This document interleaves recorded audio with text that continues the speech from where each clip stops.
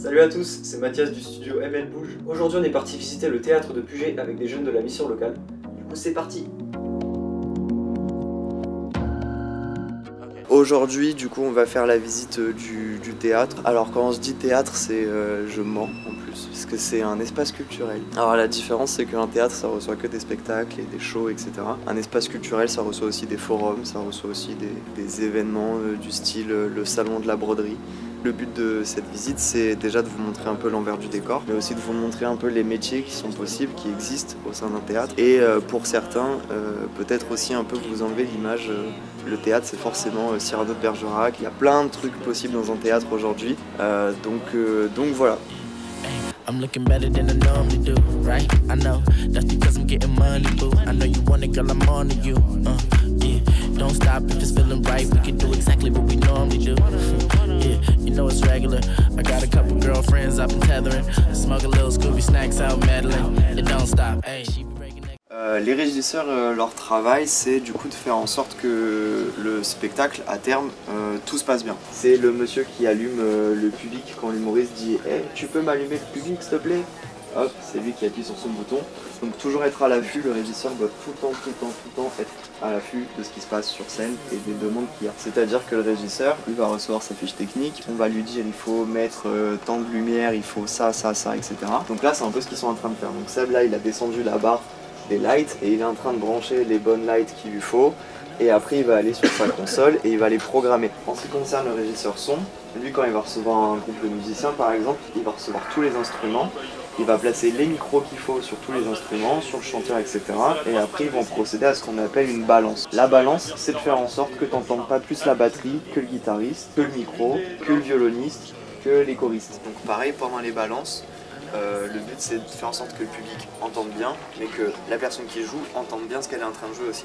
Après ça peut arriver aussi des fois que les artistes même sur scène aient un micro pour pouvoir parler à la régie. A savoir que cette grande partie là, très souvent, c'est de base vitré. Et en fait c'est pas bien du tout, parce que le but c'est d'entendre exactement ce que le public est censé entendre. Si on met une vitre, on n'entend plus du tout comme le public.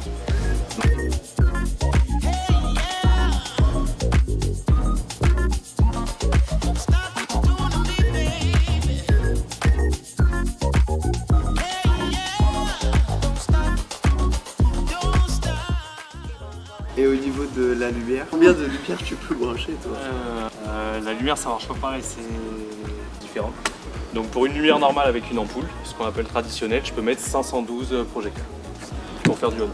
Donc du coup un nombre de cellules dans ces 512 pour les paramétrer. Il va y avoir des lights qui vont être postés sur les côtés. Il y a celles qui sont là-haut, ça c'est la face, parce que ça sert à rééclairer les visages. Oh, le but dans n'importe quel métier du spectacle, c'est que c'est tout pour le public. Si toi t'aimes bien avoir des lumières qui vont un peu partout, non. Si t'es bruit public, c'est tant pis, on fait moins beau. Mais il faut que ce soit pour le public, il faut que ce soit intéressant, il faut que ce soit auditivement parfait. C'est pour ça que les scènes, les pièces, etc. sont toutes insonorisées de manière à ce que l'acoustique soit bonne. Tout est vraiment pensé et conçu. Moi je me rappellerai un jour où ça faisait pas longtemps que je venais au théâtre et un jour à un moment je fais la blague à Seb en lui disant non mais on va mettre une voiture sur la scène, c'est le premier degré en mode il va jamais me dire oui, il me dit ouais si tu veux. Second degré. Et lui premier degré il me répond oui si tu veux. Et ouais j'étais en mode ah ouais? Donc voilà, on peut vraiment faire des trucs assez importants. Après c'est une question de préparation, d'organisation. C'est pour ça que par exemple les fiches techniques sont très importantes. On peut pas arriver sans idée, sans savoir ce qu'on a envie de faire, avec quelle disposition, etc.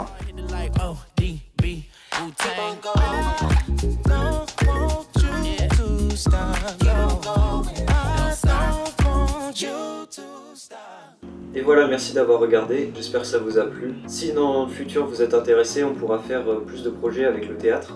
En tout cas, si ce genre de projet t'a plu, tu peux aller contacter ton conseiller ou ta conseillère à la mission locale. Sur ce, bonne journée, bonne soirée et bonne nuit.